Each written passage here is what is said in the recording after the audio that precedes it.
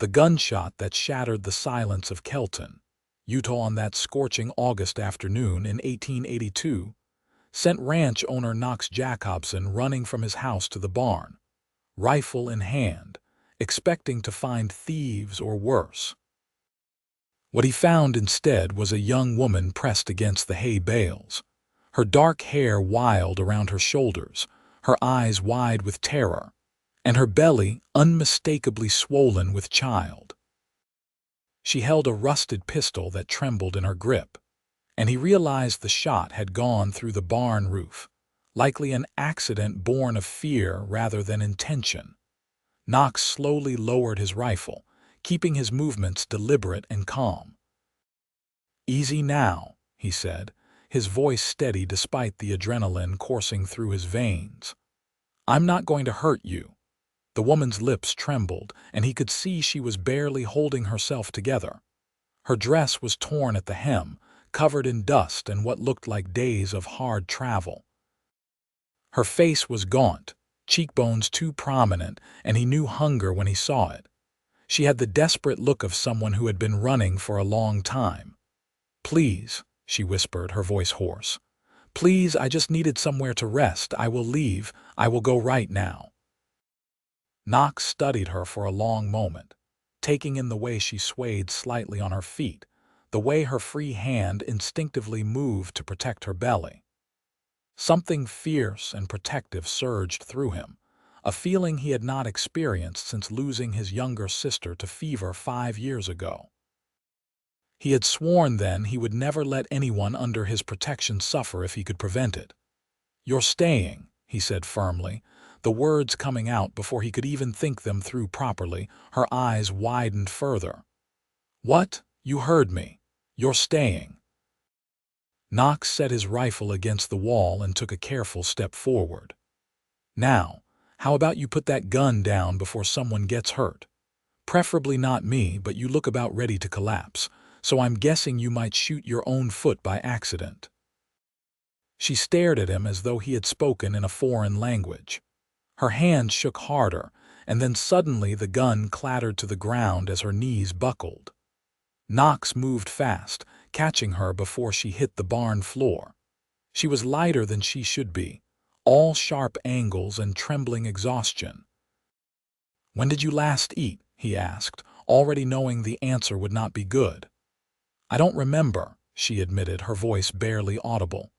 2 days. 3. Knox cursed under his breath and lifted her easily, carrying her toward the house. She made a weak sound of protest, but he ignored it.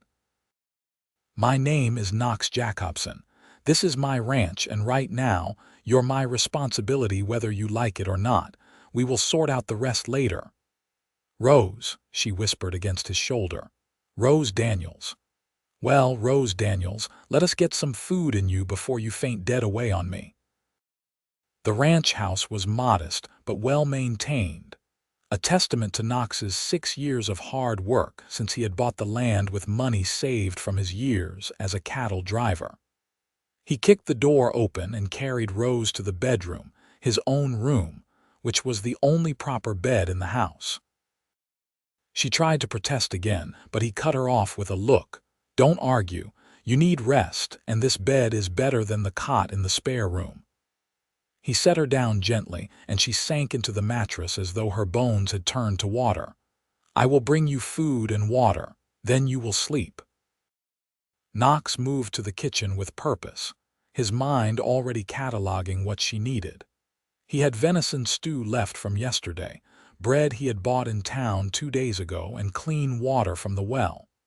He heated the stew quickly, sliced the bread, and filled a pitcher with water. When he returned to the bedroom, Rose was still awake, though her eyes were heavy with exhaustion. He helped her sit up, propping pillows behind her back, and handed her the bowl of stew. She took it with shaking hands and ate with the kind of desperation that made his chest ache. She was not just hungry, she was starving. "Slow down," he cautioned gently. "You will make yourself sick." Rose forced herself to eat more carefully, though he could see it cost her effort. Between bites, she kept glancing at him with a mixture of confusion and wariness. "Why are you helping me?" She finally asked. "You don't know me. I could be anyone. I could be dangerous." Knox settled into the chair by the bed, crossing his arms. "You're about 7 months along if I am guessing right, half-starved and running from something bad enough to make you sleep in a stranger's barn. I don't figure you're much danger to anyone except maybe yourself."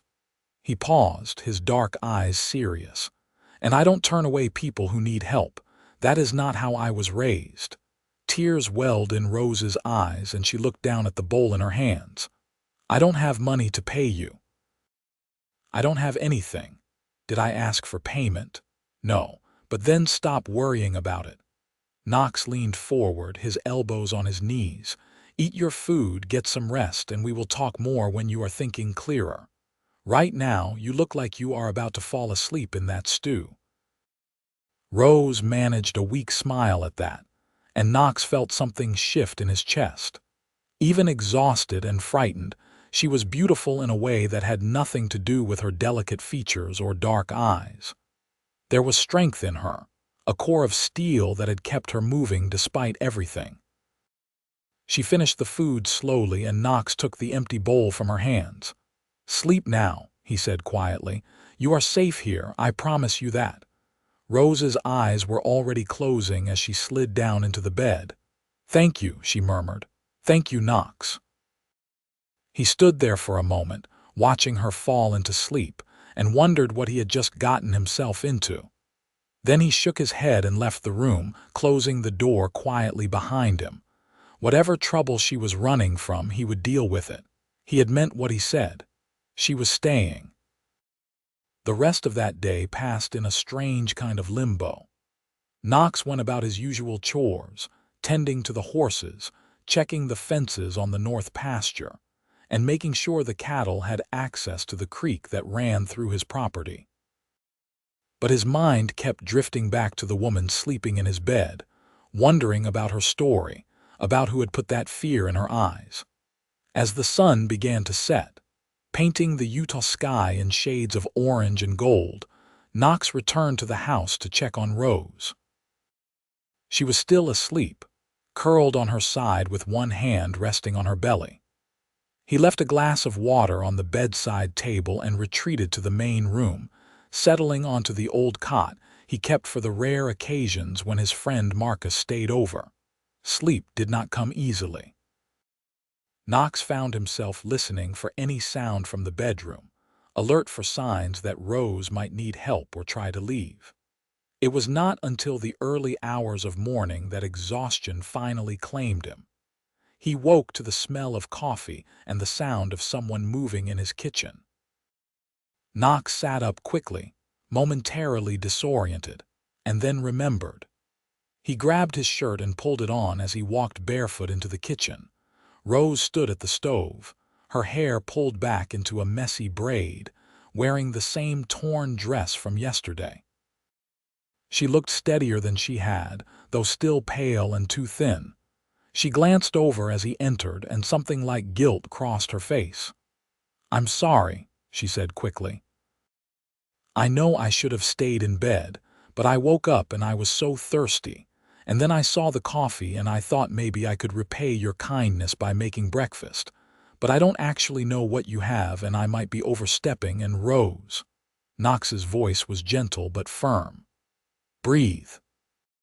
She stopped mid-sentence, taking a shaky breath. "Coffee is good," he continued, moving to pour himself a cup. "But you don't owe me anything. How are you feeling?" "Better," she admitted.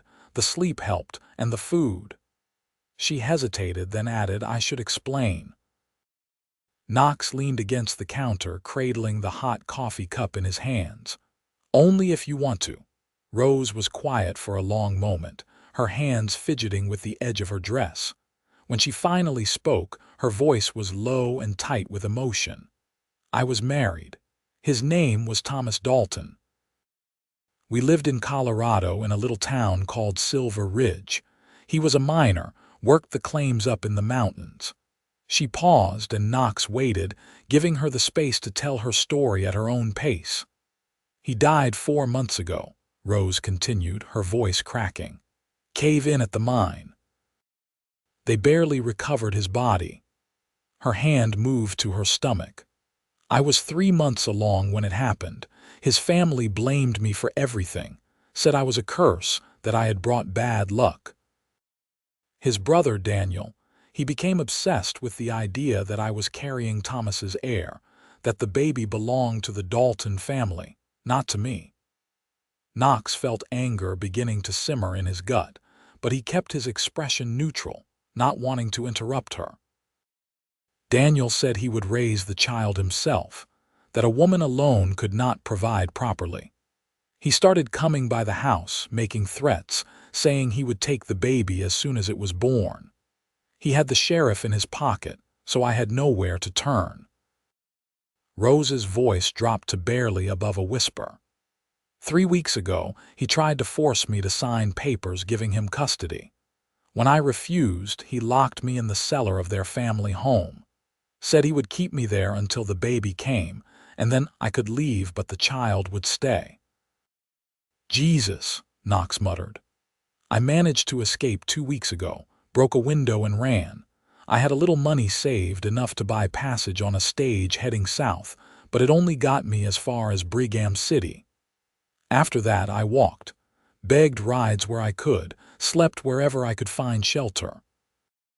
She looked at him with eyes full of pain and determination. I will not let them take my baby. I will die before I let that happen.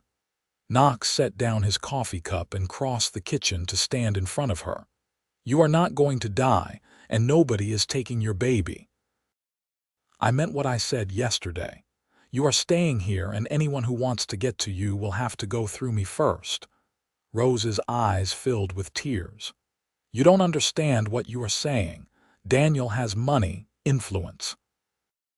If he finds me, if he finds you, he will find a rancher who is very familiar with his rifle and has friends all through this territory, Knox interrupted.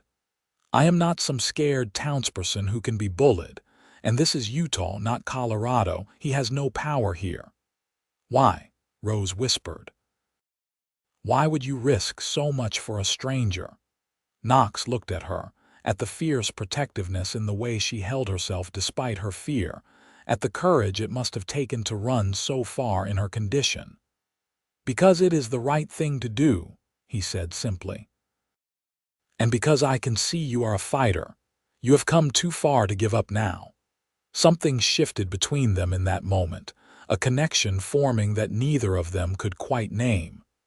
Rose reached out tentatively, placing her hand on Knox's arm. Thank you, she said, her voice thick with emotion. I don't know how I will ever repay you. You can start by eating a proper breakfast, Knox said, trying to lighten the mood. Then maybe we can find you some clothes that actually fit. No offense, but that dress has seen better days. Rose laughed, a real laugh that transformed her face, and Knox felt his heart do something strange in his chest. He busied himself with making breakfast, frying eggs and thick slices of bacon while Rose sat at the table and watched. They ate together as the sun rose higher, filling the kitchen with golden light, and Knox found himself telling her about the ranch, about his years driving cattle up from Texas, about his plans to expand his herd come spring. Rose listened with genuine interest, asking questions that showed she was no stranger to hard work. She told him about growing up in Missouri, about losing her parents to cholera when she was 16, about meeting Thomas at a church social and thinking she had found safety and love. He was a good man, she said quietly, kind and gentle. We only had 2 years together, but they were happy years. Her hand rested on her belly. This baby is all I have left of him. I will protect it with everything I have. You are not alone in that anymore, Knox said firmly. We will protect it together. Over the following days, Rose slowly began to heal. The hollow look left her cheeks as Knox made sure she ate 3 solid meals a day. Color returned to her skin from hours spent sitting on the porch in the warm August sunshine. She insisted on helping around the ranch despite Knox's protests, mending his worn shirts, cooking meals that were far better than his usual bachelor fare, and tending to the small vegetable garden behind the house that he had neglected. Knox found himself looking forward to coming back to the house after his work, to finding Rose humming as she cooked or sitting in the rocking chair he had brought from the barn, her hands busy with mending. They fell into an easy rhythm, talking over dinner about their days, about their pasts, about their hopes for the future. 3 weeks after Rose arrived, Knox rode into Kelton to pick up supplies and to quietly make some inquiries. The town was small, just a railroad stop with a general store, a saloon, and a handful of houses, but it was far enough from the main routes that someone could disappear here if they needed to. He talked to the sheriff, a weathered man named Bill Carson who Knox had known for years. "I have someone staying at my ranch," Knox said carefully as he leaned against the sheriff's desk. "A woman who is in trouble. Her late husband's family is trying to take her child. If anyone comes around asking questions about a pregnant woman, I would appreciate a warning." Sheriff Carson studied him with shrewd eyes.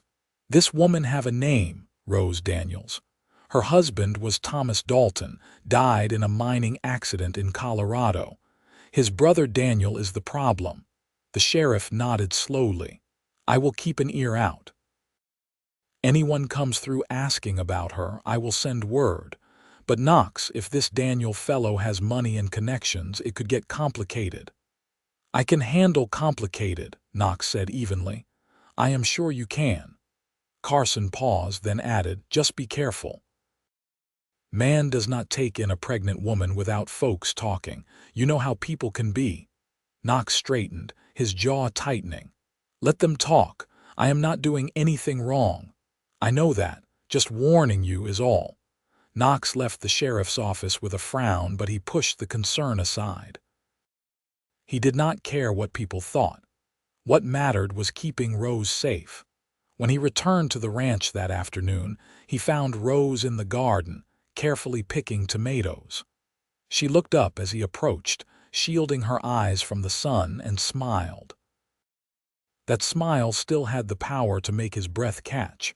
"How was town?" she asked as he dismounted, quiet. "Got the supplies we needed?" He hesitated, then said, "I talked to the sheriff, asked him to let me know if anyone comes around asking questions." Rose's smile faded slightly. "Do you think they will find me?" "I think it is better to be prepared," Knox said honestly. "But Rose, even if they do, nothing changes. You are staying here and they cannot force you to leave." She nodded, but he could see the worry in her eyes. Knox reached out and gently touched her shoulder. "Hey, look at me." Rose met his gaze and he saw the fear there, but also trust in him. "I will not let anything happen to you or that baby," he said quietly. "I give you my word." "I know," she whispered. "I believe you." They stood there for a moment, the late afternoon sun warm on their skin, and Knox realized with startling clarity that his feelings for Rose had shifted into something deeper than simple protectiveness. He cared about her, cared about what happened to her, in a way he had not cared about anyone since his sister died. The realization should have scared him, but instead it felt right. Natural. As summer turned toward autumn, the days growing slightly cooler and the nights longer, Knox and Rose's relationship continued to deepen. They talked for hours about everything and nothing, sharing stories and dreams and fears. Rose told him about her love of reading, and Knox surprised her by bringing books from town, watching her face light up with delight. He told her about his dream of building the ranch into something that could be passed down through generations, and she listened with an enthusiasm that made him believe it was possible.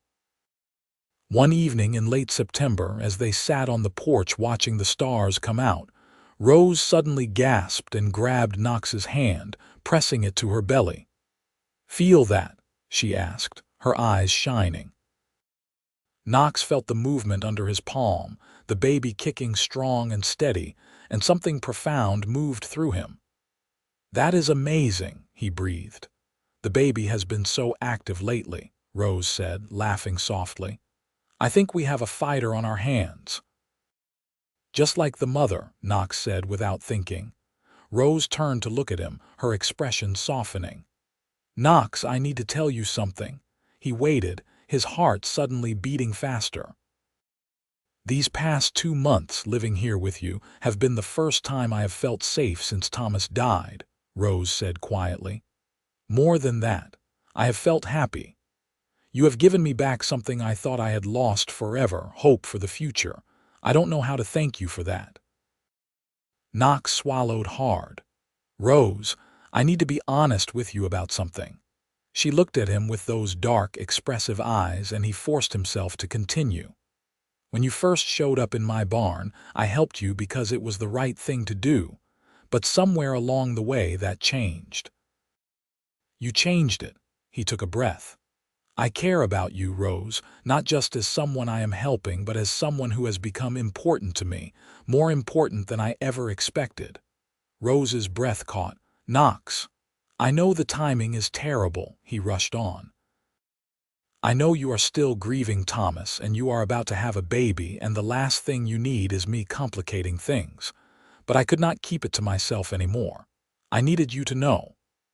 For a long moment, Rose was silent, and Knox braced himself for rejection.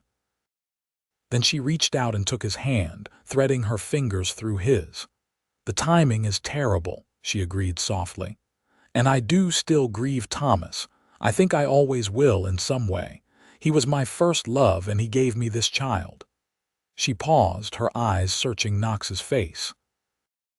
"But these past months, you have shown me that it is possible to feel joy again, to look forward to tomorrow.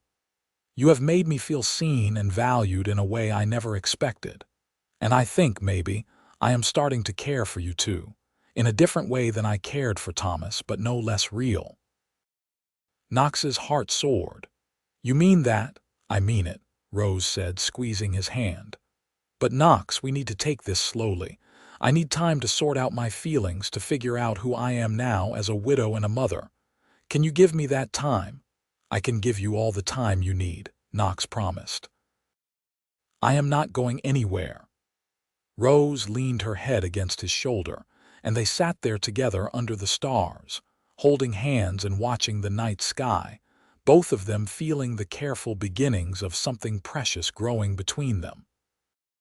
The baby came on a cold October night, arriving 3 weeks earlier than expected.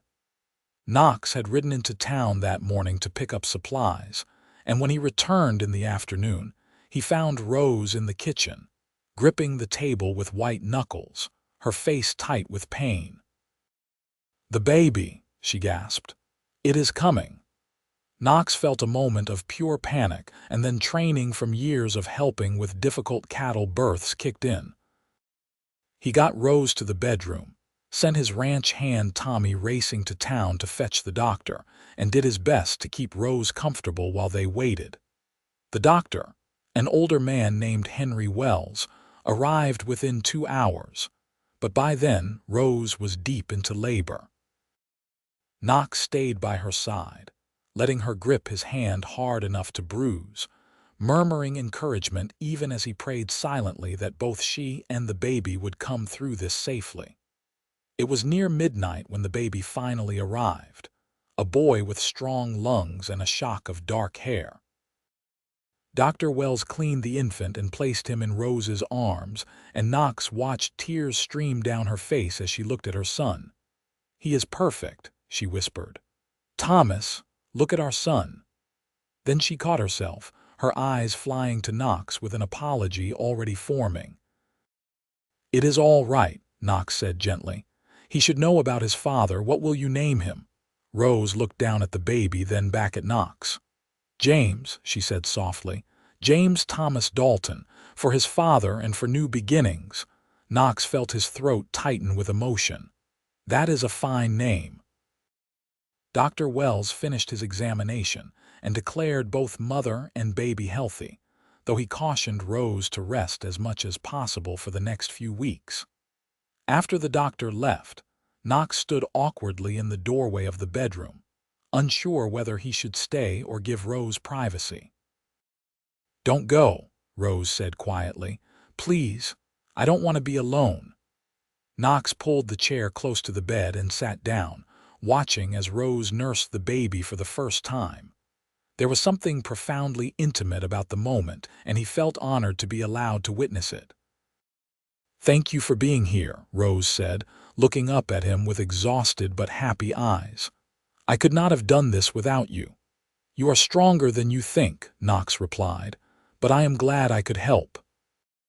They stayed like that for a long time, Rose and the baby dozing while Knox kept watch, and he realized that somewhere along the way, this makeshift family had become his whole world.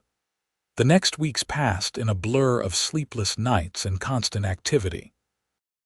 Knox found himself marveling at Rose's strength as she recovered from childbirth while caring for a newborn. James was a good baby, but he still needed constant attention, and Knox did everything he could to help. He took over all the cooking and cleaning, brought Rose meals in bed, and walked the floor with James when the baby was fussy so Rose could sleep. It was during one of those late-night walking sessions, James finally quiet against his shoulder, that Knox admitted to himself that he loved them both. Not just Rose, but this tiny human who was not even his blood, who depended on him for warmth and safety. The realization was both terrifying and exhilarating. As November arrived and the weather turned colder, Rose began to venture out of the house more, bundled in a coat Knox had bought for her in town, with James wrapped warmly against her chest.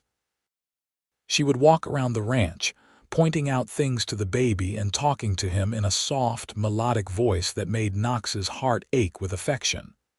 One afternoon, Knox found her in the barn, showing James the horses. She looked up as he entered, her face bright with cold and happiness. "I was just introducing James to Thunder," she said, indicating Knox's big gray stallion. "Every boy should know horses, don't you think?" "I think he is a bit young to start riding lessons," Knox said with amusement, but he moved closer to look at the baby, who was staring at the horses with wide, unfocused eyes. "He will need to learn eventually," Rose said, "especially if he is going to grow up on a ranch." She paused, then added quietly, "If we stay, I mean. I have been meaning to talk to you about that." Knox's stomach tightened. "About staying?" Rose turned to face him fully. "Knox, you have been so generous letting us live here taking care of us, but I can't keep imposing on you indefinitely. I need to figure out what comes next, how I am going to support James and myself." "What if I told you I want you to stay?" Knox said, the words coming out more intensely than he intended. "Not as someone I am helping, but as part of this ranch, part of my life." Rose's eyes widened. "Knox." "I love you, Rose," he said, deciding there was no point in holding back anymore. "I love you, and I love James, and I want you both here. Not out of obligation, but because you make this place feel like home in a way it never has before. Because when I think about the future, I see you and James in it, and that makes me happier than I have been in years." Rose stared at him for a long moment, tears gathering in her eyes. "I love you too," she whispered. "I have been trying not to, trying to convince myself it was too soon, that I was just grateful for your help. But it is more than that. You have given me a reason to hope again, Knox. You have shown me that I can have a future, that James can have a good life, and I want that future to be with you." Knox closed the distance between them, careful not to jostle the baby, and cupped Rose's face in his hands. "Are you sure?" he asked, needing to hear it again. "I am sure," Rose said, smiling through her tears. "I love you, Knox Jacobson." He kissed her then, soft and gentle and full of promise, and James made a small sound between them that might have been approval or just baby noises, but either way, it made them both laugh. Winter settled over the ranch with surprising intensity that year. Snow came early and heavy, blanketing the land in white and forcing Knox and Rose to spend most of their time indoors. It was a cozy kind of isolation, the three of them snug in the ranch house while the wind howled outside. Knox used the time to teach Rose about managing the ranch books, showing her how he tracked expenses and income, where he kept records of the cattle and horses.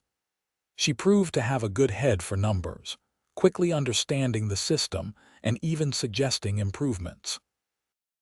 "You could be getting better prices for your horses," she said one evening, looking over the ledgers. "The buyer in Kelton is underpaying you. If you could get them to Ogden, you would make 30% more." Knox blinked. "How do you know that?" "I pay attention," Rose said with a small smile. "And I talked to some of the merchants when you took me to town last month. They were complaining about transportation costs and how hard it is to get quality livestock." "Rose Daniels, are you telling me you are a better businesswoman than I am?" "I am saying I might be able to help," she replied, her smile growing. "If you want my help, that is." "I want everything you are willing to give," Knox said seriously, and he meant it.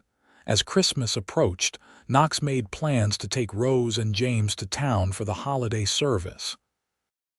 It would be Rose's first public appearance in Kelton, and he knew there would be talk, but he wanted to start building their life together properly, which meant integrating Rose into the community. The morning of Christmas Eve, Knox helped Rose into the wagon, making sure she and James were wrapped warmly in blankets.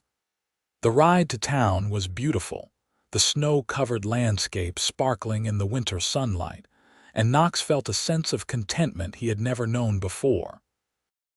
The church was full when they arrived, and Knox was aware of the heads turning, the whispers starting, as he walked in with Rose on his arm and James in her arms. He kept his head high, guiding them to a pew near the front, and pointedly ignored the stares. After the service, several people approached them. Some were genuinely welcoming, like old Mrs. Patterson, who cooed over James and invited them to dinner. Others were more reserved, their curiosity barely concealed behind polite questions.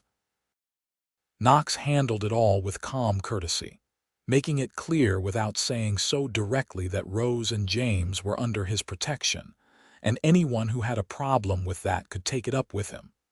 They were preparing to leave when a well-dressed man Knox did not recognize approached them. "Excuse me," the man said, his voice cultured and polite. "Are you Rose Dalton?" Knox felt Rose stiffen beside him, saw the color drain from her face. His hand immediately moved to her elbow, steadying her. "Who is asking?" Knox said, his voice hard. The man glanced at him, then back at Rose. "My name is Peter Harding. I am an attorney from Colorado. I have been hired by Daniel Dalton to locate his late brother's widow." Knox stepped slightly in front of Rose, his body language making his position clear. "Then you can tell Mr. Dalton that you found her, and that she is not interested in speaking with him." Harding's expression remained professionally neutral.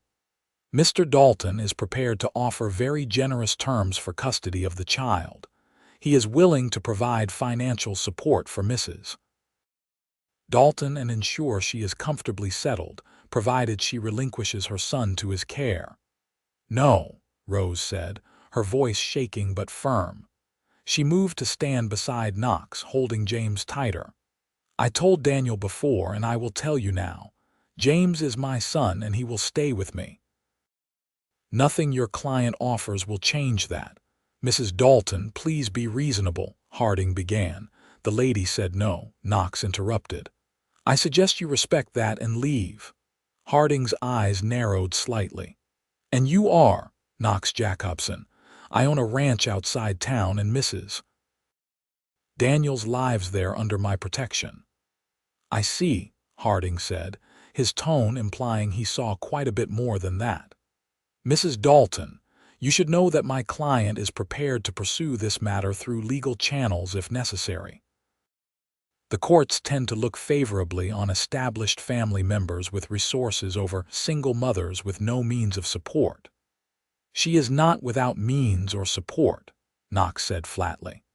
And any judge who tries to take a baby from his mother without cause will find he has a fight on his hands. Harding studied them both for a moment, then withdrew a card from his pocket and held it out to Rose. If you change your mind, you can reach me at the hotel in Brigham City. I will be there through the new year. When Rose did not take the card, he set it on the pew beside them. Good day, Mrs. Dalton, Mr. Jacobson. As the attorney walked away, Rose sagged against Knox, trembling. He found me, she whispered. After all this time, Daniel found me. Knox wrapped his arm around her shoulders, guiding her out of the church and to the wagon. Sheriff Carson appeared at his elbow as they reached it. I saw that exchange, the sheriff said quietly. You want me to run him out of town? On what grounds? Knox asked bitterly. He has not done anything illegal yet. Keep an eye on things, Carson advised. And if he makes any moves that are not legal, you let me know immediately. I will do what I can. Knox nodded grimly and helped Rose into the wagon. The ride back to the ranch was silent. Rose's earlier joy completely evaporated. Once they were home, Knox built up the fire and made tea while Rose nursed James, her movements mechanical. What are we going to do? She asked finally, her voice small and scared. Knox came to sit beside her on the sofa, taking her free hand in his. First, we are not going to panic. Second, we are going to talk to a lawyer of our own, make sure we know what rights you have. Third, we are going to make it very clear that James has a stable home here with both of us. Rose looked at him with confused hope. Both of us. Knox took a deep breath. This was not how he had planned to do this, but circumstances had forced his hand. Rose, I was going to wait, give you more time, but I think we need to face facts. The best way to protect you and James from Daniel's claims is to make sure you have the security and respectability of marriage. Not just in name, but in truth. Knox, are you asking me to marry you? I am, he said simply. Not because of Daniel Dalton and his lawyer, though that is certainly a factor, but because I meant what I said before Christmas. I love you and I love James, and I want us to be a real family. I want to give James my name and my protection legally. I want to wake up every morning with you beside me. I want to build a life with you, Rose, in every way that matters. Tears spilled down Rose's cheeks. I want that too, she said. So much.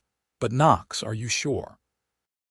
Taking on another man's child, dealing with all this trouble with Daniel, it is a lot to ask. You are not asking. I am offering. Knox reached out and gently touched James's head, the baby drowsy and content at his mother's breast. This boy deserves a father who will love him and protect him. I want to be that father, and you deserve a husband who will cherish you and stand by you through anything. I want to be that man if you will let me. Yes, Rose whispered.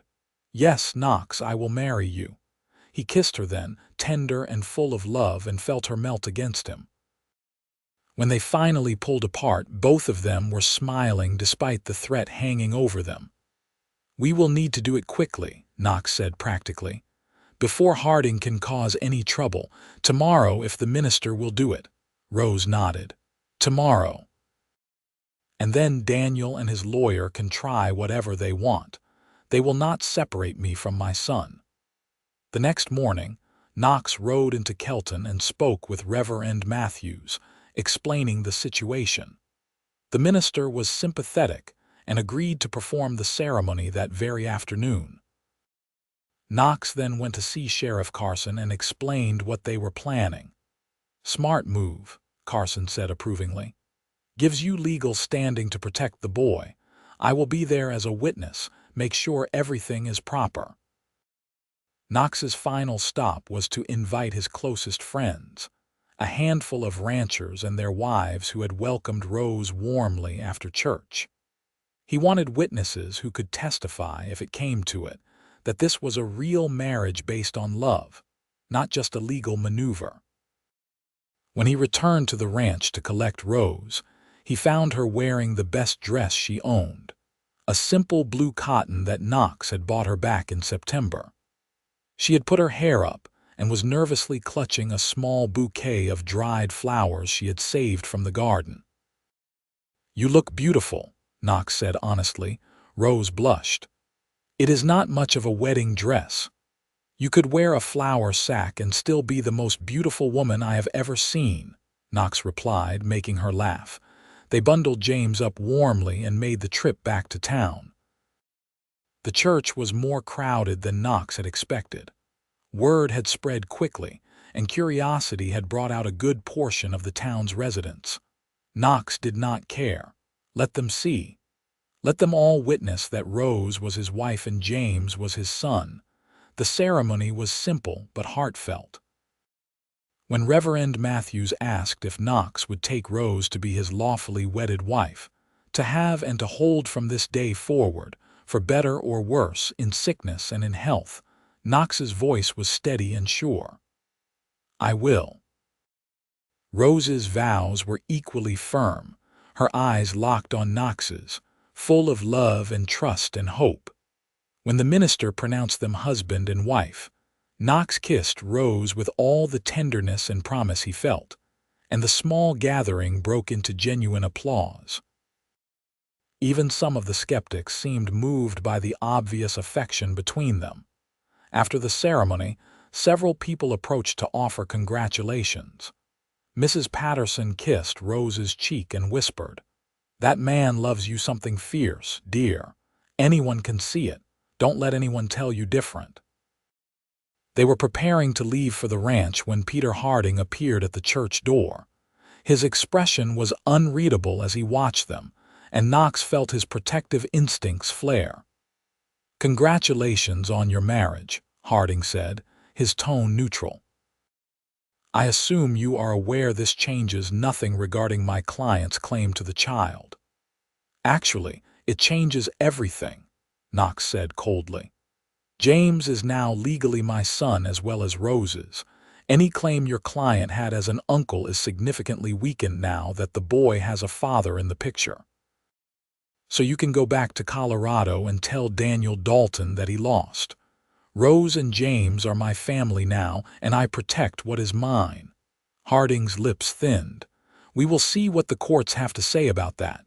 "You do that," Sheriff Carson said, stepping forward. He had been standing nearby, clearly watching the exchange. "But I would point out that in Utah territory, judges tend to respect the sanctity of marriage and the rights of fathers. You will find it is an uphill battle trying to take a child from a legally married couple with a stable home, especially when there is no evidence of wrongdoing." Harding looked between Knox, Rose, and the sheriff, clearly calculating his options.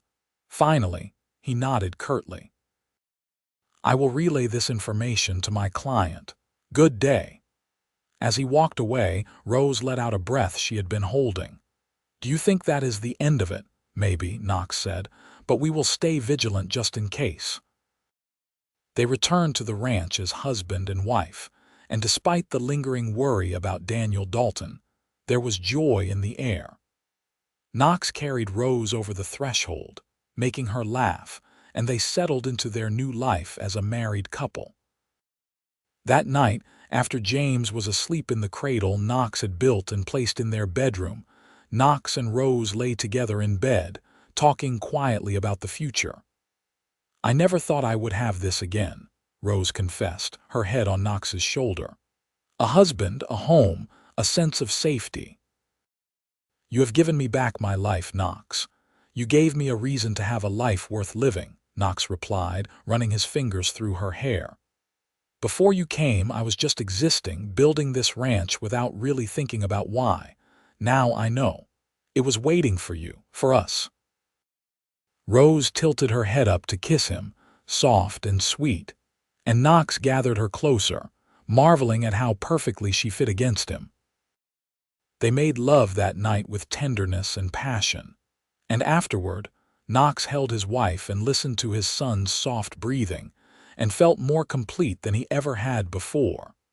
The weeks following the wedding were peaceful. Peter Harding left Utah without further contact, and Knox allowed himself to hope that Daniel Dalton had given up his pursuit. Life on the ranch settled into a comfortable rhythm. Rose proved to be an invaluable partner, managing the household with efficiency and even helping Knox with the business side of ranching. Her suggestion about selling horses in Ogden proved correct, and when Knox made the trip in late January, he returned with significantly more money than he had expected. "You were right," he told Rose as he counted out the earnings at the kitchen table. "We made almost twice what we would have in Kelton." Rose looked up from where she was mending one of Knox's shirts, a satisfied smile on her face. "I told you, you just needed to find the right market." Knox shook his head in amazement. "I am going to have to start calling you my business partner as well as my wife." "I would like that," Rose said seriously. "I want to contribute, Knox, not just with cooking and cleaning but in building our future together." "Then consider it done. Tomorrow, we will go over the books together, and you can tell me what else I am doing wrong." They worked together that winter, planning improvements to the ranch, discussing which cattle to keep for breeding and which to sell, even talking about hiring another hand come spring, so Knox would not have to do all the physical labor himself. Rose had ideas about starting a vegetable business, selling produce to the growing number of settlers moving into the territory, and Knox found himself getting excited about possibilities he had never considered. James thrived in the warm, loving environment. By February, he was smiling and cooing, his eyes tracking his parents' movements with increasing awareness. Knox was completely besotted with the baby, spending every spare moment playing with him, talking to him, and walking the floor with him when he was fussy. One evening, Rose watched Knox showing James the stars through the window, pointing out constellations and telling stories about each one, even though the baby was far too young to understand. Her heart felt so full she thought it might burst. "What?" Knox asked, noticing her watching them. "Nothing," Rose said, smiling. "Just thinking about how lucky we are, how lucky I am." "I am the lucky one," Knox replied, coming to sit beside her with James cradled in his arms. "I got a beautiful wife and a son, all because a scared woman hid in my barn. Best accident that ever happened to me." Rose laughed and leaned against his shoulder. "It was not an accident. It was fate." "Then I am grateful to fate," Knox said, kissing the top of her head. Their peace was shattered in early March when Sheriff Carson rode out to the ranch with grim news. "Peter Harding is back," he said without preamble. "And he brought Daniel Dalton with him this time. They are staying in Brigham City and have filed a petition with the territorial judge to review the custody of James." Rose went pale, and Knox felt fury rise up in him. "On what grounds?" "They are claiming that the marriage was fraudulent, entered into solely to prevent Dalton from exercising his rights as the boy's uncle. They are also claiming that James should be raised by his blood family, not by a stranger." Carson looked apologetic. "The judge has agreed to hear the case." "You have been summoned to appear in 2 weeks. This is insane," Knox said through gritted teeth. "James is our son. We are married. They have no claim." "I know that, and you know that, but the law can be complicated when money and lawyers get involved," Carson replied.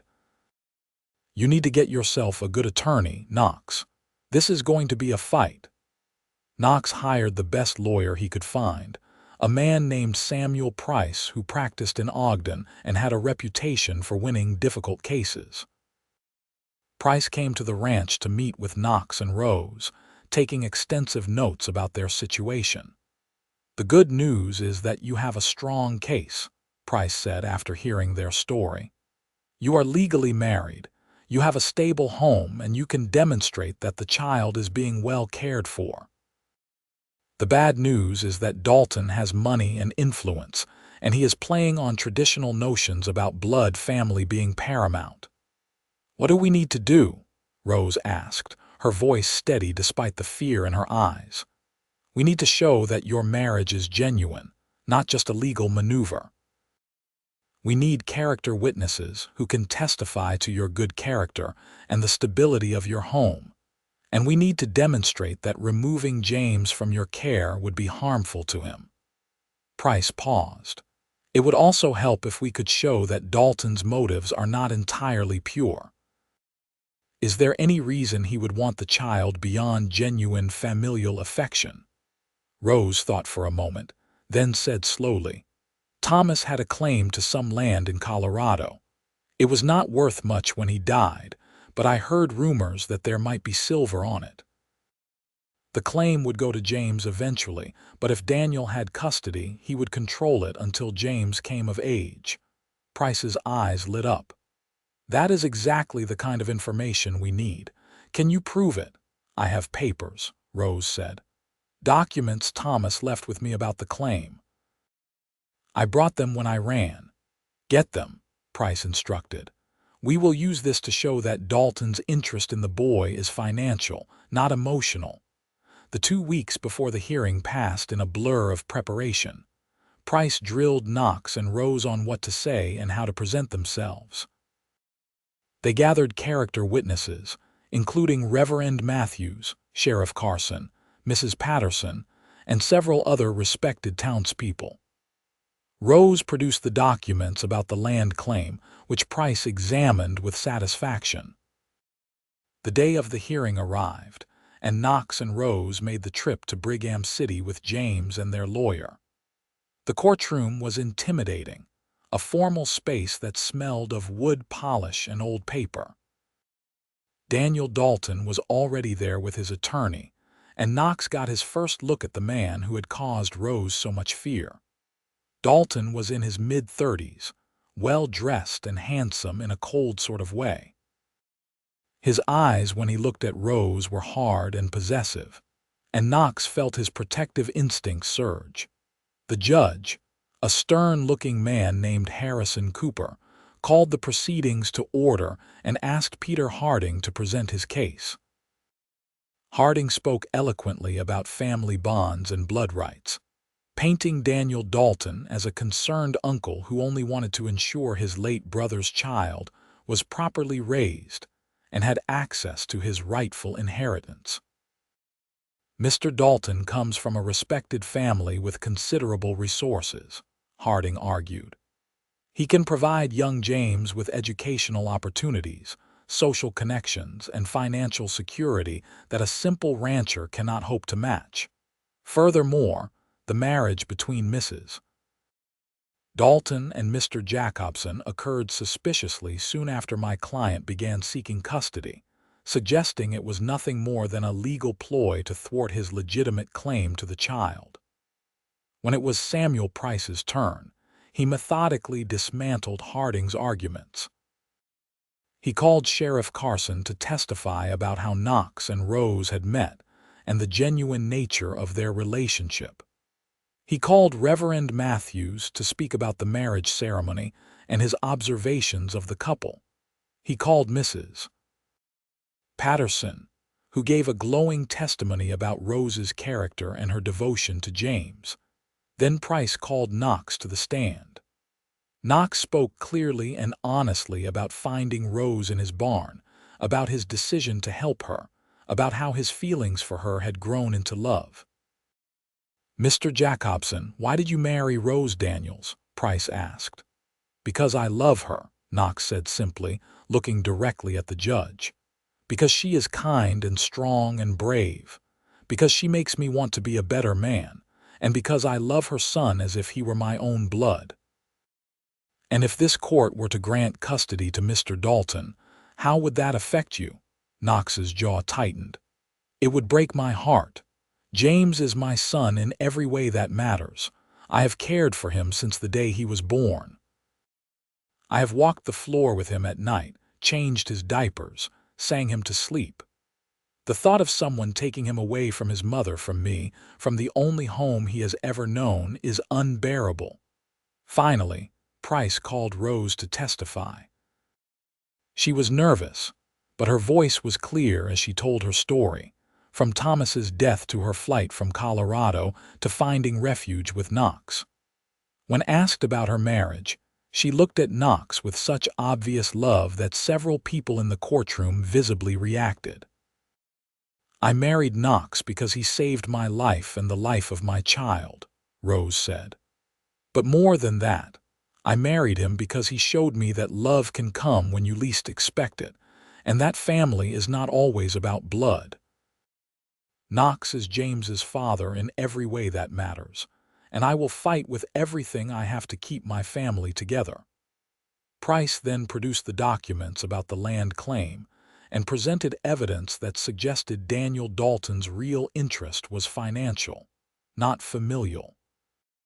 He pointed out that Dalton had made no attempt to help Rose after his brother's death, had in fact threatened and imprisoned her, and had only shown interest in James after learning about the potential value of the land claim. Daniel Dalton took the stand in his own defense, but under Price's questioning, his true colors began to show. He was evasive about his treatment of Rose, defensive about the land claim, and unable to articulate any genuine emotional connection to his nephew. By the time he stepped down, it was clear to everyone in the courtroom that his motivations were not pure. Judge Cooper took a recess to consider his decision, and Knox and Rose waited in agonizing suspense. Rose held James tightly, and Knox kept his arm around her shoulders, both of them silent with worry. When the judge returned, his expression was unreadable. "This court has carefully considered all the evidence and testimony presented," he began. "While I understand Mr. Dalton's position regarding family and blood relations, I cannot ignore the facts of this case. Mrs. Rose Jacobson was widowed and vulnerable when Mr. Dalton chose to threaten and imprison her rather than offer assistance. She fled in fear for her life and the life of her unborn child, and found sanctuary with Mr. Knox Jacobson, who has demonstrated nothing but honorable behavior throughout this situation." Knox felt Rose's hand tighten on his. "Furthermore," Judge Cooper continued, "the evidence suggests that Mr. Dalton's interest in the child is primarily financial, relating to a land claim, rather than a genuine desire to raise his nephew. In contrast, Mr. and Mrs. Jacobson have demonstrated a stable, loving home environment and a genuine commitment to the child's welfare. The marriage between Knox and Rose Jacobson, while expedient in timing, appears to be based on sincere affection and mutual respect." The judge looked directly at Daniel Dalton. "Mr. Dalton, I find your behavior toward your late brother's widow to be reprehensible. You had an opportunity to support family, and instead, you chose intimidation and coercion. This court sees no reason to reward such behavior by granting you custody of a child who does not know you and has a perfectly adequate home with his mother and stepfather." Knox felt his heart begin to pound with hope. "Therefore, I am dismissing Mr. Dalton's petition for custody. James Thomas Jacobson will remain with his mother, Rose Jacobson, and his stepfather, Knox Jacobson. Furthermore, I am issuing an order prohibiting Mr. Dalton from contacting the family or making any further custody claims unless he can demonstrate a significant change in circumstances." Judge Cooper brought his gavel down firmly. "This case is closed." Rose burst into tears, clutching James to her chest, and Knox wrapped his arms around both of them, his own eyes burning with emotion. They had won. James was theirs, legally and permanently. Daniel Dalton stormed out of the courtroom, his face twisted with fury, but Knox barely noticed. All that mattered was his wife and son safe in his arms. Outside the courthouse, Samuel Price shook Knox's hand warmly. "Congratulations. That was as clear a victory as I have ever seen." "Thank you," Knox said, his voice rough with emotion. "Thank you for fighting for us. It was an easy case to fight. Your love for each other and that boy was obvious to everyone in that room." Price smiled at Rose. "You have a good man there, Mrs. Jacobson. Hold on to him." "I intend to," Rose said, smiling through her tears. The ride back to the ranch was filled with relief and joy. Rose could not stop crying, but they were happy tears now, and Knox kept reaching over to squeeze her hand, needing the physical reassurance that this was real, that they had actually won. That night, after James was asleep, Knox and Rose celebrated their victory in the privacy of their bedroom. They made love with passion and tenderness, reaffirming their commitment to each other and to their family. Afterward, they lay tangled together, talking quietly about the future. "I can't believe it is really over," Rose said, her fingers tracing patterns on Knox's chest. "I keep waiting for something else to go wrong." "It is over," Knox assured her. "James is ours, and nothing is going to change that." "Our son," Rose said softly, testing the words. "Not just mine, ours." "Ours," Knox agreed. "And maybe someday, if you are willing, he could have brothers or sisters." Rose tilted her head to look at him, a smile playing at her lips. "Are you saying you want more children, Mr. Jacobson?" "I am saying I want everything with you, Mrs. Jacobson. As many children as we are blessed with, as many years as we are given, all of it. I want to build a life with you that is so full and rich that we look back when we are old and gray and marvel at how lucky we were." "Then that is what we will do," Rose said, kissing him softly. "We will build that life together." Spring came to the ranch with a burst of color and new life. The snow melted, wildflowers bloomed across the pastures, and Knox's cattle began to calve. With the legal threat of Daniel Dalton behind them, Knox and Rose threw themselves into expanding the ranch. They hired 2 hands to help with the work, young men from town who were eager for steady employment and treated Rose with respect. Rose started her vegetable garden in earnest, planting rows of tomatoes, squash, beans, and potatoes. She also began raising chickens, selling eggs in town along with her produce. The extra income was modest but steady, and she took pride in contributing to the family's finances. James grew rapidly, becoming more alert and interactive with each passing week. By summer, he was sitting up on his own, laughing at Knox's antics and charming everyone who met him. Knox was completely devoted to the boy, teaching him to clap his hands, making silly faces to earn his giggles, and proudly showing him off to anyone who visited the ranch. One warm June evening, Knox and Rose sat on the porch watching James play with a wooden horse Knox had carved for him. The baby was babbling happily, waving the toy around, and both parents were smiling at his antics. "I have some news," Rose said quietly, her hand moving to rest on her stomach. Knox looked at her, his heart skipping a beat at the expression on her face. "What kind of news?" "I am pregnant," Rose said, her smile growing. "We are going to have another baby." Knox felt joy explode through him. He pulled Rose into his arms, kissing her soundly, and then laughed with pure happiness. "When?" "January, I think, maybe early February." Rose looked up at him with shining eyes. "Are you happy?" "Happy does not begin to cover it," Knox said, cupping her face in his hands. "You have made me the luckiest man alive, Rose Jacobson." They told James the news, even though he was too young to understand, and the baby smiled and babbled as though he approved. That night, Knox lay with his hand on Rose's stomach, marveling at the thought of another child, a baby that would be both of theirs from the beginning. The pregnancy progressed smoothly. Rose was healthier this time, not running for her life or half-starved, and it showed in her glowing complexion and abundant energy.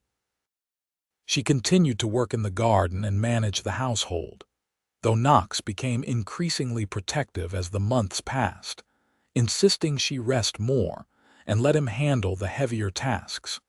James celebrated his first birthday in October with a small party attended by their closest friends. He smashed cake all over his face, delighting everyone, and took his first wobbly steps with Knox's hands ready to catch him if he fell. Rose watched her husband and son together and felt her heart swell with love and gratitude for how far they had come. Winter arrived again, bringing snow and cold, but the ranch was prepared this time. Knox had spent the autumn making improvements, building a better shelter for the cattle and reinforcing the barn. They settled in for the long winter months, cozy and content as a family. The new baby arrived on a snowy night in late January 1884, right on schedule.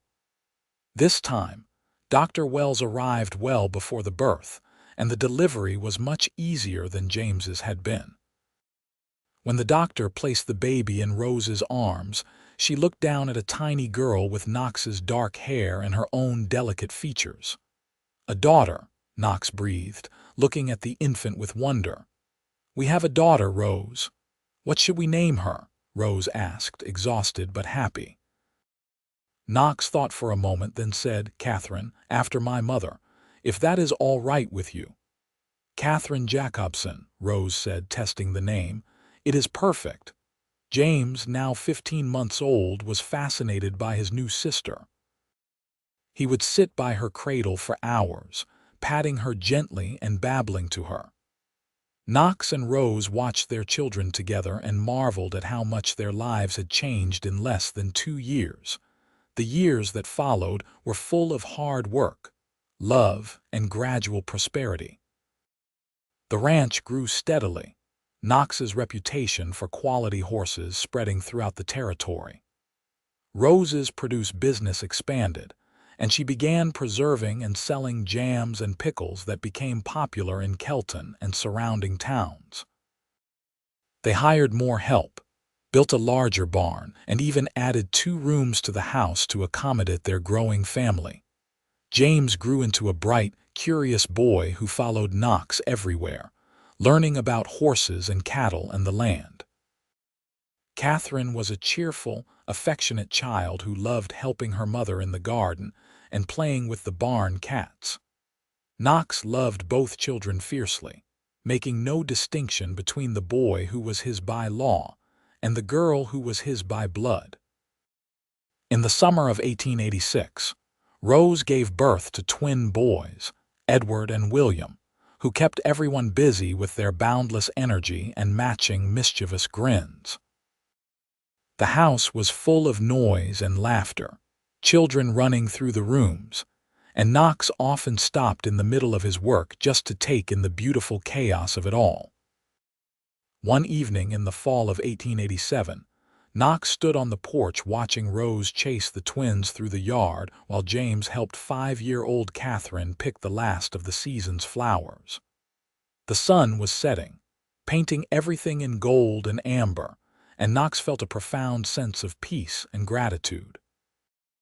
Rose caught the twins and looked up to see Knox watching. She smiled at him, that same smile that had first caught his heart, and he felt the same surge of love he always did when he looked at her. Later that night, after all 4 children were finally asleep, Knox and Rose sat together on the porch, wrapped in a blanket against the cool autumn air. "Do you ever think about how we started?" Rose asked quietly. "Me hiding in your barn, terrified and alone." "All the time," Knox admitted. "Sometimes I wake up and I cannot believe this is real, that you are real, that our family is real." "I was so scared that day," Rose said. "I thought my life was over, that I had nothing left to hope for. And then you said those words, 'You're staying.'" like it was the simplest thing in the world taking in a pregnant stranger. "It was the simplest thing in the world," Knox replied, pulling her closer. "You needed help and I could give it. Everything else just followed from that."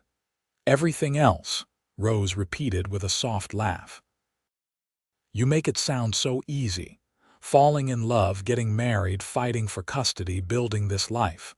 None of it was easy, Knox." "No," he agreed, "but it was worth it. Every difficult moment, every challenge, every fear, all worth it to have this. To have you and our children and this home we have built together." Rose tilted her head up to kiss him, soft and sweet. "I love you, Knox Jacobson. Thank you for saving me that day in your barn." "I love you too, Rose Jacobson," Knox replied. "And for the record, you saved me right back. I just did not know I needed saving until you showed up." They sat there together as the stars came out, listening to the peaceful sounds of their ranch settling in for the night, and felt the deep satisfaction of a life well lived and a love well earned. The years continued to pass in a blur of seasons and milestones. James grew into a responsible young man who shared his father's love of horses and his mother's head for business. He started working with Knox on breeding and training horses when he was just 12, showing a natural talent that made Knox's chest swell with pride.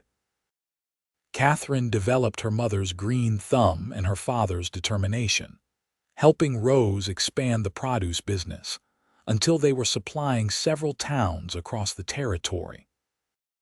She was also fiercely protective of her younger brothers, keeping Edward and William in line with a sharp word and a sharper look when necessary. The twins, meanwhile, grew into strong, boisterous boys who could work as hard as any grown man, but still found time for pranks and mischief that kept everyone on their toes. They were inseparable, finishing each other's sentences and always getting into trouble together. In 1891, Rose surprised Knox with the news that they were expecting again. She was 33 by then, and Knox was 38, and they had assumed their family was complete. But the arrival of baby Sarah that winter was a joy that reminded them both how precious new life was. Sarah was a sweet-tempered baby who rarely cried and seemed to find joy in everything, and she quickly became the darling of the whole family. The ranch prospered beyond Knox's wildest dreams. He eventually had to hire a proper foreman to help manage the operation, which had grown to include substantial cattle herds, a thriving horse breeding program, and extensive acreage. Knox and Rose had become respected members of the community, known for their hard work, their generosity to neighbors in need, and the strong, loving family they had built. On a warm spring day in 1895, Knox stood in the doorway of the barn watching James, now 13, work with a difficult young stallion. The boy had his mother's patience and his father's firm hand, and the horse was responding beautifully to his training. Rose came to stand beside Knox, slipping her hand into his. "He is good," she said proudly. "Really good." "He gets it from you," Knox replied. "That patience, that ability to see what someone needs, that is all you." Rose leaned her head against his shoulder. "We did well, did we not?" "With all of them." Knox looked across the yard where Catherine was helping the twins with their chores while little Sarah played nearby with a wooden doll. "We did better than well. We did great." "Do you ever have regrets?" Rose asked quietly, "about taking me in that day?" "About all the complications that came with it." Knox turned to face her, taking both her hands in his. "Not one single regret. Not ever. You and these children are the best thing that ever happened to me, Rose. Every day I wake up grateful that you hid in my barn that August afternoon." Rose smiled, tears glistening in her eyes. "I spent so much of my life feeling like I was just surviving, just trying to get through each day. But with you I have lived. Really lived. I have been happy in a way I never imagined was possible." "And we are not done yet," Knox said, kissing her softly. "We have years ahead of us still, watching these children grow up, maybe seeing grandchildren someday. Growing old together on this land we have built into something real." "I look forward to every moment," Rose said. "Every single moment with you." As the years continued to roll by, Knox and Rose watched their children flourish into young adults who carried the values they had been raised with. James, at 21, had become an expert horseman and a shrewd businessman, handling much of the ranch's dealings with buyers and suppliers. He had also started courting a sweet-natured young woman from town named Alice, and Knox and Rose both approved of the match. Catherine, at 19, had expanded the produce business into a thriving enterprise that employed several local women and supplied stores throughout the region. She had inherited her mother's entrepreneurial spirit and her father's determination, and Knox often joked that she would probably end up running the whole territory someday. The twins, Edward and William, now 17, were strong young men who loved working the land and dreamed of eventually running their own ranches. They had tempered their childhood mischief into a quick wit and a strong work ethic that made them invaluable on the ranch. And Sarah, the baby of the family at 9 years old, was a bright, curious child who loved reading and learning and pestered Knox constantly with questions about everything from constellations to cattle breeding. She reminded Knox strongly of Rose, with the same dark eyes and the same fierce intelligence. In the summer of 1899, James married Alice in a beautiful ceremony at the church in Kelton. The whole community turned out for the celebration, and Knox stood beside his son with pride bursting in his chest. When James looked at his bride with the same expression of love and devotion that Knox felt for Rose, Knox knew they had raised him right. A year later, James and Alice welcomed their first child, a boy they named Knox Jacobson. When James placed the baby in Knox's arms and said, "I wanted him to have your name, Dad, because of the man you are and the father you have been to me," Knox had to turn away to hide his tears. Rose found him later, standing alone in the barn, and wrapped her arms around him from behind. "You all right?" she asked gently. "Better than all right," Knox said, his voice rough. "That boy in there, he is not my blood, Rose. We both know that. But he is my son in every way that matters, and he just gave me the greatest honor of my life by naming his child after me." "You have been his father since the day he was born," Rose said firmly. "Blood has nothing to do with it. You earned his love and respect every single day by being there, by showing up, by loving him unconditionally. That is what makes you his father." Knox turned to face her, pulling her close. "I never imagined when I found you in this barn 17 years ago that my life would turn out like this. That I would have so much." "Neither did I," Rose said, smiling up at him. "I thought I was at the end of my story, but I was really at the beginning, our beginning." They stood there together in the barn where it had all started, holding each other and marveling at the journey they had taken from that desperate, frightening day to this moment of profound joy and gratitude. As the new century dawned, Knox and Rose found themselves in the position of elder statesmen of their community. Their ranch was one of the most successful in the territory. Their children were thriving, and they had the respect and affection of everyone who knew them. They had become the kind of couple that younger people looked to as an example of what a good marriage could be. Knox was 51 now, his dark hair liberally streaked with silver, but still strong and capable. Rose was 45, still beautiful, with a few lines around her eyes that Knox thought only made her more lovely. They had been married for nearly 18 years, and the love between them had only deepened with time. One evening in the fall of 1902, as they sat on the porch watching the sunset, Rose said quietly, "I have been thinking about writing down our story. For the grandchildren, so they know how we started." Knox looked at her with interest. "You think they would want to know?" "I think everyone should know," Rose said. "About how love can come from the most unexpected places, about how kindness can change lives, about how family is not always about blood, but about choice and commitment and showing up every day." She paused. "I want them to know that even when things seem darkest, there can be hope, there can be new beginnings." "Then you should write it," Knox encouraged. "Tell them everything. The fear, the struggle, the joy, all of it." Rose smiled and took his hand. "It will be a good story. A true story about how a cowboy found me hiding in his barn, pregnant and alone, and said, 'You're staying,' and changed my whole life." "Our whole life," Knox corrected gently. "You changed mine just as much as I changed yours, Rose. Never forget that." They sat together as the stars began to appear in the darkening sky, their hands clasped, their hearts full.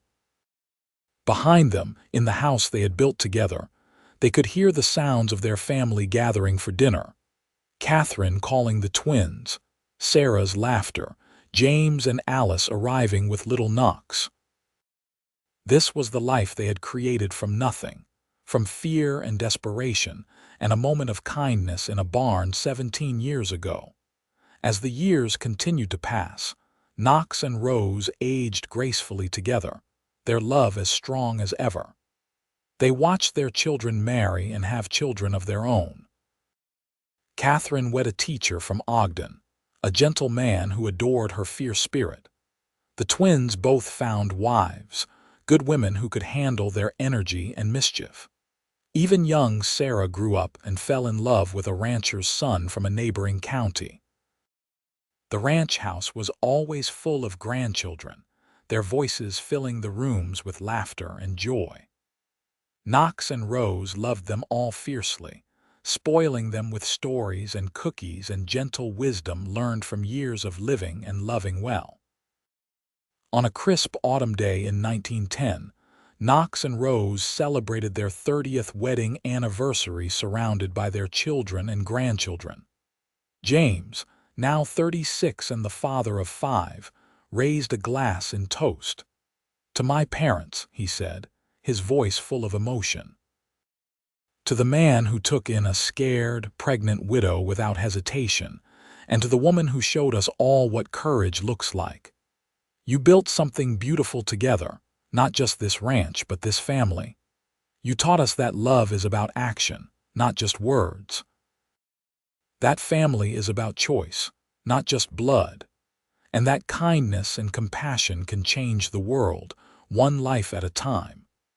Everyone raised their glasses, and Knox and Rose looked around at the gathering with hearts so full they could barely contain it. This was their legacy, not just the land or the business, but these people, this family built on love and sacrifice and the simple act of helping someone in need. That night, as they lay in bed together, Rose said softly, "Do you remember what you told me that first day? When I asked why you were helping me?" "I said it was the right thing to do," Knox replied, "that I did not turn away people who needed help." "You saved my life that day," Rose said. "You saved James's life, and you gave us both a future we never could have imagined. I have spent 30 years trying to thank you for that." Knox pulled her close, pressing a kiss to her forehead. "You thank me every day just by being here, by loving me, by building this life with me. Rose, you are the best thing that ever happened to me. That will never change, no matter how many years we have left." "I love you, Knox Jacobson," Rose whispered, "today and always." "And I love you, Rose Jacobson, forever." They fell asleep in each other's arms as they had done for 30 years and dreamed of all the tomorrows still to come. Knox and Rose were blessed with many more years together. They watched their grandchildren grow up and start families of their own. They saw the 20th century bring changes to the West, automobiles replacing horses on the roads, electricity coming to the towns, the old ways slowly giving way to the new. But on their ranch, some things remained constant: hard work, family loyalty, and the love that had started it all. Knox passed away peacefully in the spring of 1921, at the age of 70, with Rose holding his hand and all their children gathered around his bed. His last words were, "Best day of my life was the day you hid in my barn, Rose. Best day of my life." Rose lived another 8 years, spending her time with her children and grandchildren, telling stories about Knox and their life together, making sure everyone knew the kind of man he had been. She died in her sleep in the winter of 1929, at the age of 72, and the whole community mourned the passing of a woman who had become a legend in her own right. They were buried side by side on a hill overlooking the ranch, with a simple stone that read, "Knox and Rose Jacobson. Together in life, together in eternity." Their love story, which had begun with a frightened woman hiding in a barn and a cowboy who said, "You're staying," became part of the family lore, passed down through generations as an example of what love could build when it was founded on kindness, courage, and an unwavering commitment to each other. The ranch remained in the Jacobson family for generations, and every child born into that family grew up hearing the story of how it all began.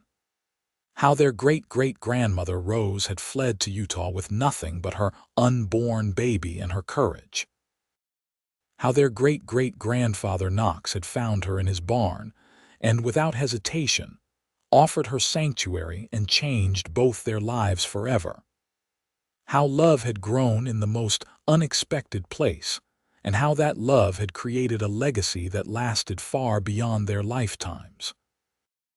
And on warm summer evenings, when the family gathered for reunions and celebrations, someone would always tell the story again, keeping alive the memory of two remarkable people who proved that sometimes the greatest adventures begin with the simplest acts of kindness, and that true love can be found in the most unexpected places, even in a barn in the wild West Territory of Utah on a hot August afternoon in 1882.